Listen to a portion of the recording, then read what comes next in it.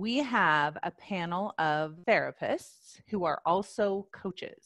They are both. We get lots of questions about the difference between therapy and coaching, and we're going to cover how to know when to hire a coach and how to know when to hire a therapist. First, I'm going to let them introduce themselves and tell you a little bit about how they got into therapy and how they got into coaching. So let's start with you, Veronique. Well, I was the teenager who was always addicted to the self-help aisle at the bookstore. I loved being a therapist and I loved helping people, but I always wanted to improve the tools in my toolkit. So I have a little bit of a hope that someday we can get this to all the therapists, not just life coaches, but I think therapists could really benefit with your tools. So do you use some of the life coach school tools with your psychotherapy patients as well? The person has to be open to it, but some people just love it. I think the model is magical and the stuff you've created is just above and beyond even a lot of the tools that were given to me as a therapist. All right, Shannon, let's go to you. I realized once I started as a therapist in private practice that actually what I really was envisioning all that time was life coaching, and I just didn't know it because it wasn't really a thing back then. I also really just light up when I get to work with people who are in a good place. They are functioning well in their life,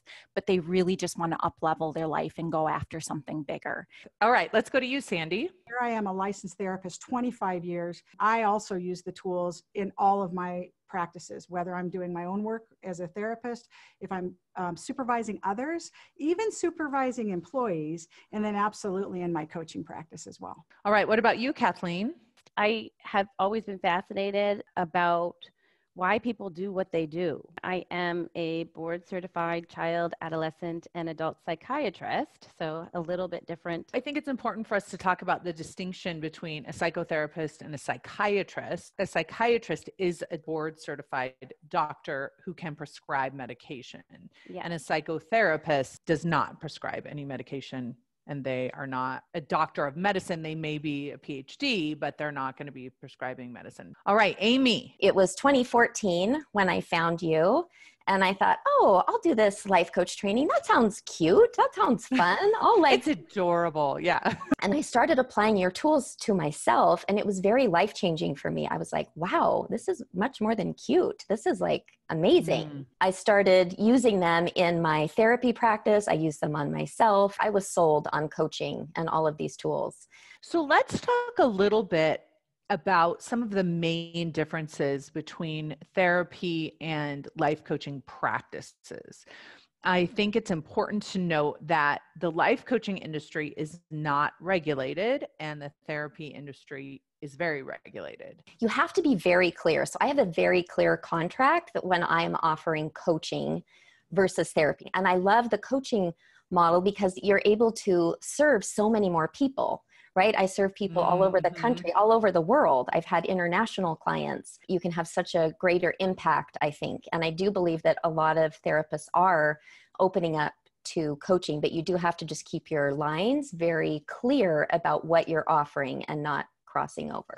I have a contract that says I am a doctor, but not your doctor. That's really important. We have a lot of therapists who are becoming life coaches because of the freedom that allows, but you do have to be careful if you are a therapist becoming a life coach that you keep those very separate. Again, my contract is very clear with my coaching clients that I am a therapist and that we are not going to do therapy. When you are just a life coach or when you're just practicing life coaching, how important it is to pick a niche that is appropriate for life coaching.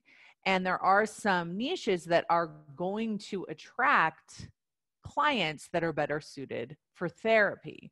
To me, the difference between therapy and life coaching is therapy is when you are having a problem and you're sub-functioning and you want to get back to a baseline. Yes. And life coaching really is useful when you are at baseline and functioning and you want to optimize how you're doing. Some of the things that I've steered my students away from are depression, high anxiety, trauma work, especially with clients that have never had therapy before, that have a lot of unprocessed trauma. Some of the signs of that will be pretty obvious. Kathleen, do you want to speak to some of the signs? Like if you start coaching someone and you recognize that they're non-functioning, how might you recognize something like that? So you want to look for signs that people are functioning in their lives like they normally would, and that they're not, and then go from there. That's how I would look at it. And, when people aren't doing that, like if they can't keep a job or they don't seem to be showing up when they're supposed to be showing up, then I ask more questions about what's going on. When we do our niche work, when we're first deciding on a niche, part of that work is really getting good at describing your ideal client. What are the things that you expect them to need help with? And if the things that they are describing that they're battling with are symptoms of a mental illness, that is a sign to you that you're crossing over into that therapy world. And one of the best questions is it appropriate for life coaching? Is it future focused? Is the person already doing well, already, doing the main things in life, being able to function? When I'm helping clients decide between life coaching or if they need a therapist, this circles back to how you would also choose the niche. So when I found my way to therapy, certainly I was flat as a pancake. I got to the point that I felt like I was the crepe in the pan. The pan is hot. I'm flat as a pancake. I'm barely functioning. So if you're trying to pick a niche where someone is literally flat as a pancake, you're on the wrong track. If somebody is going to work with people that have depression or anxiety, like lighter levels of that, they can benefit from that, right? Because we talk about there is crossover. But if it becomes extreme, that's when you then may become more the support as the coach, and the therapy becomes the primary treatment. Let's kind of look at it through the lens of a client. So I'm a client and I'm trying to decide, I'm having a tough time, and I'm trying to decide whether I should get a life coach or whether I should get a therapist. If you're struggling with just day-to-day life, you're not able to get your kids to school on time and get up and keep a job and all those basics, that's a great tip, that you're leaning more towards therapy than the coaching. Whereas the coaching, if you're really looking at more the functioning well in your life, up-leveling to the, is how I look at it, just really going after a dream or hopes or getting excited about different things for your future. Those are all great avenues to take up with a life coach. I think it's very important that your therapist and your life coach know about each other and support the collaborative work. It's important to remember that if you have experiences in your past that you haven't acknowledged or processed, there can be a huge benefit to getting a therapist and going back and doing that work. And one of the ways that you'll recognize it is there will be patterns in your life that you'll just keep repeating that you can't quite understand the cause of. I think therapy, even short-term therapy, going in and understanding that is incredibly powerful. Another thing I was going to say is I also think it's a lot of just personal preference. If you're trying to decide if you want to do therapy or coaching, maybe you have stuff in your past, even if it's not trauma, but you really are more past focused and you want to do that work. Hire a therapist, right? If you want to do more future focused, you could hire a coach. Now, there's also plenty of therapists that do future focused work, right? It's not that black and white.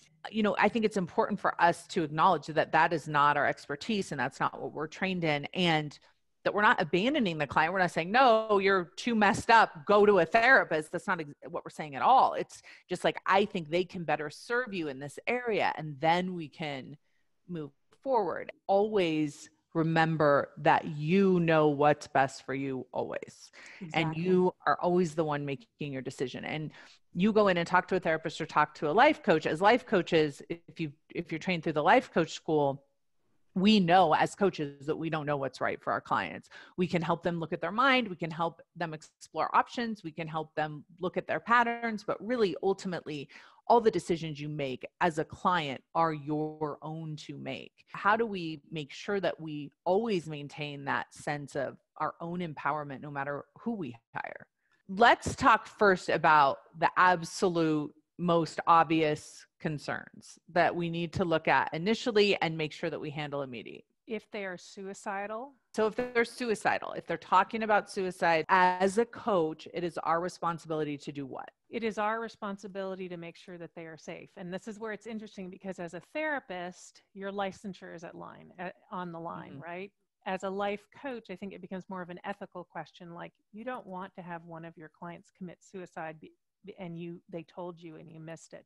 So from an ethical standpoint, You have to talk to them about it, coming up with a plan with that client to keep them safe and make sure that they get the help that they need. That is where we go with that. Don't be afraid to ask for help if you don't know, if you're not sure, because sometimes people make very vague, passive comments like, oh, it would just be easier if I could just go to sleep and never get up or something like that. If you're not sure, just ask for help. If you're not trained in mental health or suicide or self-harm, then you probably really need a second eye on it if it's coming up. Yes. As a coach, you don't want to freak out and think, oh no, I can't do this. I'm going to have to end this call, right? You want to sit with it and be with the client and ask questions about it, because sometimes people think, oh, if I ask them about it, it's going to plant the seed in their head. It's not. Go ahead and move toward it. Ask the questions. And always follow your gut. If you're just not quite sure about something, you always want to err on the side of safety by contacting somebody, by making a referral, staying with them and helping them with that. I do want to add this because I think it's really important, is you can have a client that is non-functioning and you can be coaching them, and the coaching can be helping them. And you can be under the impression that that is enough. And so I think it's really important, just because the work you're doing might be helping your client, if they're non-functioning, if you can tell that they're not growing, they're not changing, they're just making incremental mood changes on the call with you because of the model. I think anytime you have that feeling or you sense that, or that you see those signs, always asking a therapist, running it by them. I always prefer that we err on the side of caution. Most of the clients that you get, especially if your niche is appropriate, you will not have any of these problems with, because most people who are non-functioning are not looking for life coaches, right?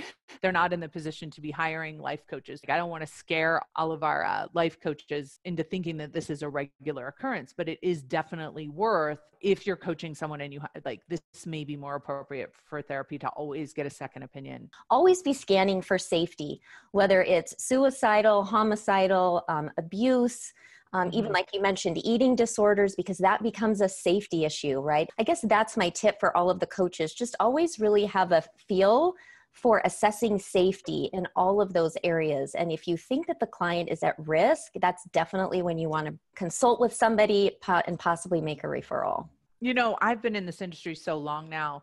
And when we first started, there was so much contention between therapists and life coaches, because I think therapists were like, what the heck? Like, I went through all this school. I, had to like earn all of this, and like someone else can just come in and say that they're a life coach with like a weekend training program. And I think there was a lot of this back and forth, therapy or life coaching. And I feel like we've come a long way. I think our industry as life coaches has some amazing progress that we've made. And there's still people out there that call themselves life coaches that I don't think should personally, but I feel like as we've kind of grown as an industry, there's a lot more mutual respect. I know that I feel that way. And so I feel like it's important. And especially there's so many therapists that are also life coaches now. And we recognize the differences and the crossover. And I think that's super important. Oh, we're all on the same team, just wanting to, because the one thing that I think therapists and life coaches do have in common is they want to help people feel better.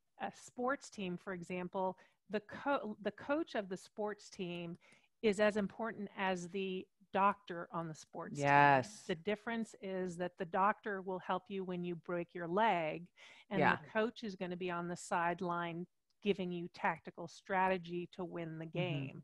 And I love thinking about that as what the difference between life coaching and therapy is. I think everyone can benefit from both. If you are a student at the Life Coach School and you have gone through certification, this team that's on this podcast right now has created an entire course on the difference between therapy and coaching, and what to look for and what to pay attention to when you are life coaching and picking your niche. So you can find that on the certified site. So if you're already certified and you didn't know about that, make sure you go and watch that course. It is really fantastic.